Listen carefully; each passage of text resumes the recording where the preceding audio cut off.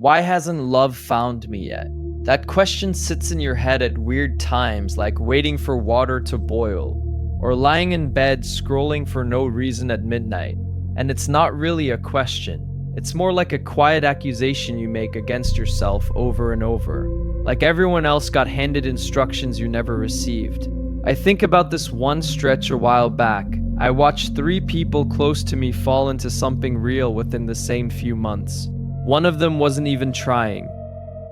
It just happened to him at a random gas station of all places. Another one met someone through a coworker, and within weeks they were basically inseparable. And I remember sitting there thinking, what do they have that I don't?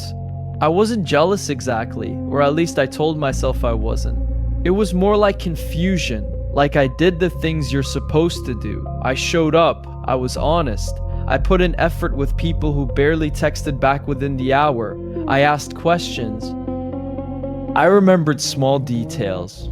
I tried to be present instead of distracted, and none of it turned into anything real. So I started asking why. Why them and not me? Why now for everyone else and not for me? After a while, that question turns into a full-time job in your head. You start replaying every interaction like it's evidence in a case against yourself. The girl who stopped replying after 2 genuinely good weeks. No explanation, just slower texts until they stopped.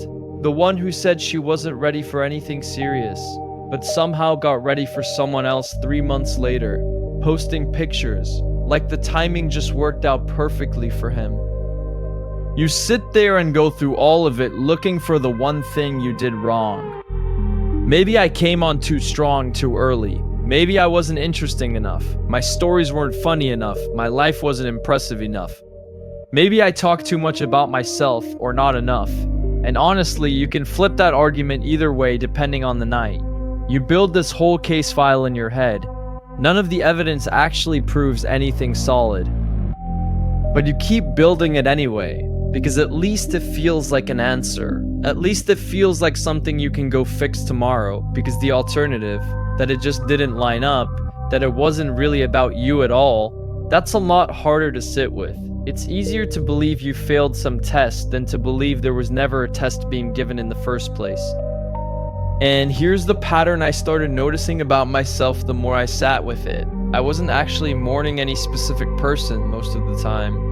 I was mourning the idea that I was being skipped over, like there's some line everyone's standing in and I keep getting passed by, while people who got there after me somehow got called first. That feeling doesn't come from one bad situation. It builds up slowly, from a bunch of small ones stacked on top of each other over years. A conversation that fades out for no clear reason. A person who seems interested until they suddenly aren't. And you never even get a real explanation for why you start collecting these moments without meaning to, filing them away without realizing you're doing it, and after enough of them, your brain starts treating it like a fact instead of a coincidence. It goes from that one didn't work out to nothing ever works out for me specifically. And once your mind decides that, it starts looking for more proof everywhere it can find it. You notice every couple holding hands at the grocery store. You notice every friend posting a new relationship online, smiling in some photo, and it's not that you're not happy for them. Honestly, you usually are. It's that it reminds you of the same question you still haven't answered for yourself. What makes it worse is how casual everything feels right now with basically everyone. People talk to 4 or 5 people at once and call it just seeing what happens. Like commitment is something you back into eventually instead of choose on purpose. Nobody wants to be the one who cares first anymore. Everyone's watching everyone else's move before they make theirs. Like it's some slow motion staring contest where the first person to blink loses. So you end up in this weird spot where you're trying to be genuine in an environment that's basically built for people to stay guarded. And when you're the one still trying, still hoping, still checking your phone a little too much after you send a text, it can feel like you're the only one still playing the old version of a game, and everyone else quietly changed the rules without telling you. And that does something to you after a while. It really does.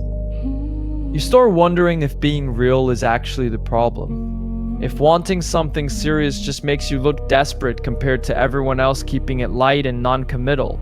So you start second guessing the parts of you that used to just feel like your personality. Caring too fast, asking too many questions, wanting to know where things stand instead of floating in some in-between space for months. All of it starts to feel like a flaw you need to correct instead of just who you naturally are. And that's the part that's hard to shake off once it gets stuck in your head, because it doesn't just stay there for one night. It follows you into the next one and the one after that. Here's what it actually does to you though. The waiting. It doesn't just make you sad, it makes you start doubting parts of yourself that used to feel completely solid. You start treating your own worth like it's something that constantly needs updating, like an app asking you to install the newest version just to keep working right.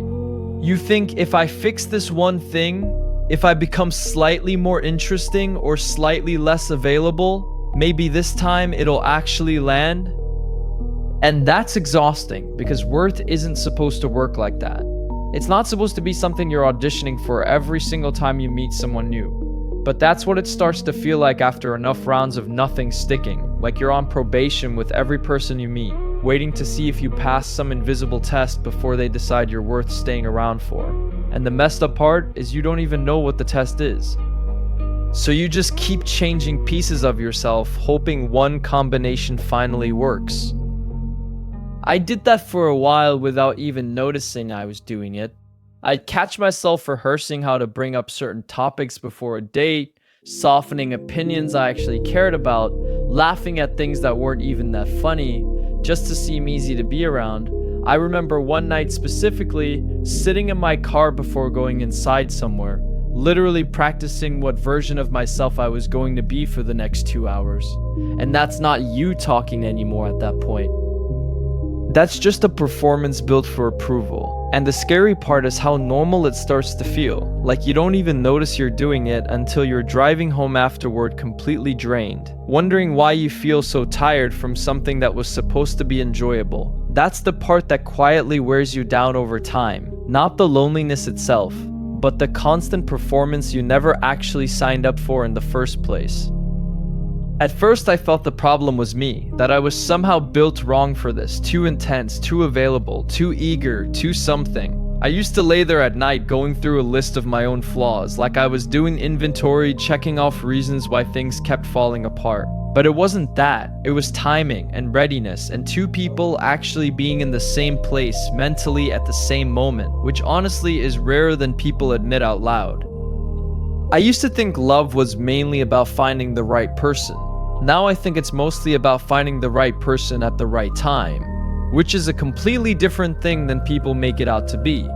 You can meet someone genuinely great 5 years too early or 5 years too late, and it just won't work. Not because either of you failed, but because the timing simply wasn't there yet. I think about people I met years ago who I probably would have loved differently if I'd met them now. And it has nothing to do with them or me being wrong. It's just that neither of us was actually ready back then. That reframe changed something for me. Honestly, it stopped feeling like a personal failing and started feeling like something closer to weather. Something that happens on its own schedule, whether you're ready for it or not. Something you can't force just by trying harder or being better. I stopped keeping score of who found love first and who didn't. I stopped scrolling through people's updates, treating every new relationship like proof I was somehow behind in some race I didn't even agree to enter. I started just living my life instead of pausing it, waiting for someone else to show up and finally let it begin. That's the real shift for me.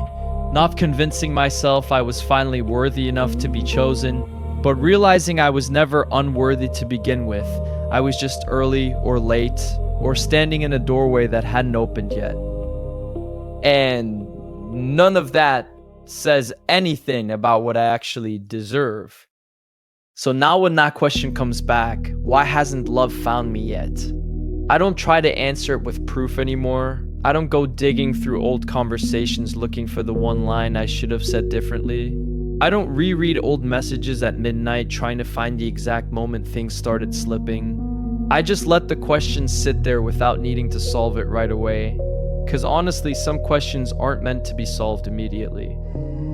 They're just meant to be carried for a while until life quietly answers them on its own time.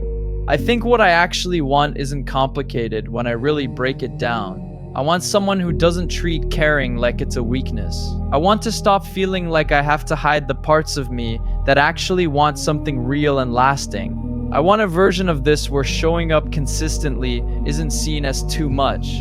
It's just seen as normal. The way it used to be before everyone got so careful and guarded with each other.